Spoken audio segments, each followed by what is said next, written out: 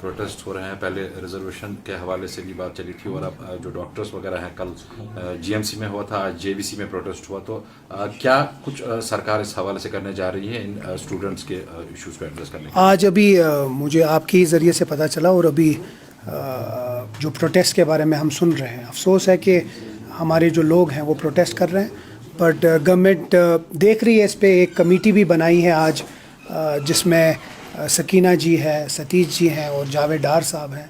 وہ بھی امپلائیز کا اور یہ جو پروٹیسٹ کر رہے ہیں ان کے اوپر دیکھیں. اس سے پہلے بھی جو ریزرویشن پہ ہے اس پہ بھی ایک کمیٹی بنائی ہے. جہاں بھی کہیں کچھ غلط ہوا ہے یا اگر کہیں کچھ ایسا ہے گورنمنٹ دیکھے گی, کمیٹڈ ہے.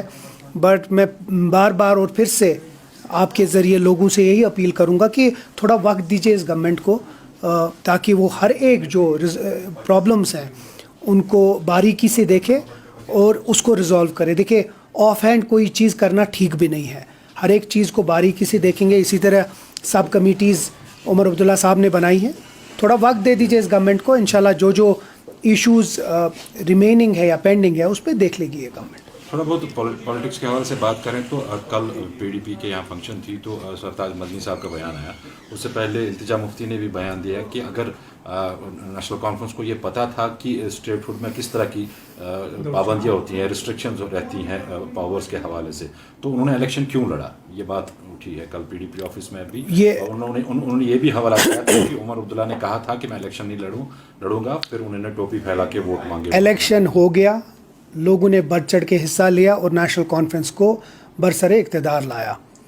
اگر ہم شاید پی ڈی پی والے اس لیے افسوس ہے کیونکہ ان کے پاس صرف اب 3 سیٹیں بچی ہیں, اس لیے افسوس ہے ان کو کیونکہ ان کو لوگوں نے نکارا ہے. اور جو آج کے جس لیول پہ یا جس جگہ ہم کھڑے ہیں وہ پی ڈی پی کی ہی دین ہے. اگر پی ڈی پی نے 2014 میں بی جے پی کو نہیں لایا ہوتا تو شاید جو آج ہم یہ اس جس کو کہتے ہیں انٹریکٹیبل کوگمائر میں پھنسے ہوئے ہیں, اس ویب میں پھنسے ہیں, شاید ہوتا نہیں. تو یہ ہمیں بولنے سے پہلے اپنے گریبان میں جھانکے, جس کی وجہ سے 2019 ہوا وہ ہمیں اب بتائیں گے کہ ہمیں کیا کرنا چاہیے. ہم آج بھی اگر پی ڈی پی پہ آپ چھوڑتے تو وہ چاہتے کہ بی جے پی ہی آج بھی حکومت بنائے. ہم جانتے ہیں مشکلات کیا ہیں, ہم یہ بھی سمجھتے ہیں کہ سب کچھ ابھی وقت لگے گا ٹھیک ہونے میں, لیکن ہم یہ بھی جانتے ہیں کہ لوگوں کا مینڈیٹ ہمارے ساتھ ہے.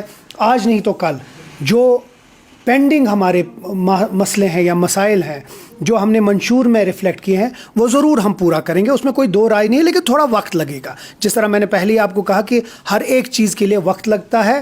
جس طرح وہ کہتے ہیں نا روم ایک دن میں نہیں بنا تھا, اسی طرح جموں کشمیر کے مشکلات بہت زیادہ ہیں. اس لیے بار بار ہم اپیل کر رہے ہیں اور ہمارے وزیر اعلیٰ بھی اپیل کر رہے ہیں پرائم منسٹر صاحب سے کہ جلد سے جلد اسٹیٹ ہوڈ آ جائے, جو ہمارے مسائل ہیں اس کو ہم جلد سے جلد حل کریں.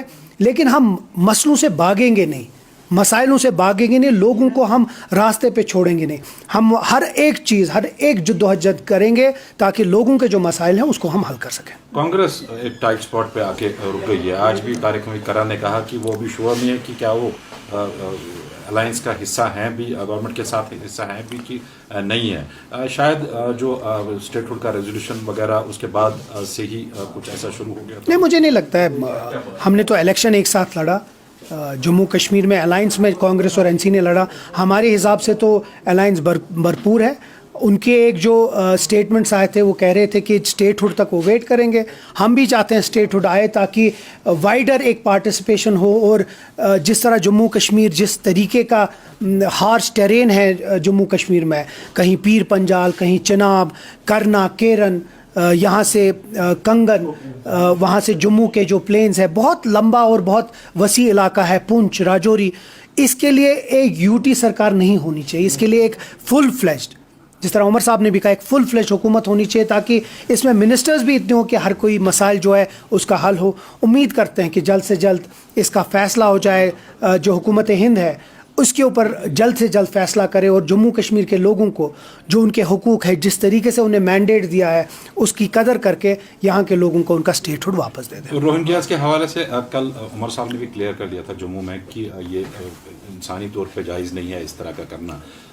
پھر کیوں ہو رہا ہے؟ اگر ہم بات کریں کیوں بجلی اور ان کی پانی کی سپلائی بند کر دی؟ عمر صاحب نے مجھے لگتا ہے اس کو کلیئرلی ایکسپلین کر دیا. وزیر اعلیٰ ہیں, انہوں نے پورا ایکسپلین کیا کہ جب تک وہ یہاں ہیں تب تک ایک ہیومینیٹیرین پرابلم بھی ہے, تب تک ان کو بھی پانی, سڑک اور ان کا کھانا, وہ ان کو ہم سٹارو تو نہیں کروا سکتے ہیں, فاقہ کشی تو نہیں ان کے اوپر کروا سکتے ہیں. جب تک ہیں تب تک ان کو وہ سہولیات ہونی چاہیے, نہیں تو ان کو واپس بھیج دیجیے جیسے عمر صاحب نے کہا. مجھے نہیں لگتا اس میں اس سے زیادہ کچھ کہنے کی ضرورت ہے. ہیومینیٹیرین پرابلم ہے اور لوگ ہیں رہتے ہیں ادھر, ان کے جب تک ہیں ادھر تب تک رکھیں ان کو. کہیں نہ کہیں ایل جی صاحب کی ذمہ داری نہیں بنتی ہے کہ ان کو یہ جو بیسک فیسلٹیز ہیں, ایمنیٹیز ہیں, ان کو مہیا. مجھے لگتا ہے گورنمنٹ آف انڈیا کو اس کے اوپر فیصلہ کرنا چاہیے کہ جلد سے جلد جس طرح عمر صاحب نے کل کہا اس کے اوپر نظر ثانی کریں, سوچیں اس کے اوپر. یہ بھی ایک ہیومینیٹیرین پرابلم ہے, ایک وہ بھی انسان ہے, وہ بھی خدا کے بنائے ہوئے بندے ہیں, ان کو بھی اتنا ہی حق ملنا چاہیے جتنا باقیوں کو. لیکن جس طرح عمر صاحب نے کہا یا تو ان کو واپس بھیج دیجیے, لیکن جب تک بھیجیں گے تب تک ان کا بھی حق ہے کہ ان کو بھی پانی اور کھانا ہونا چاہیے.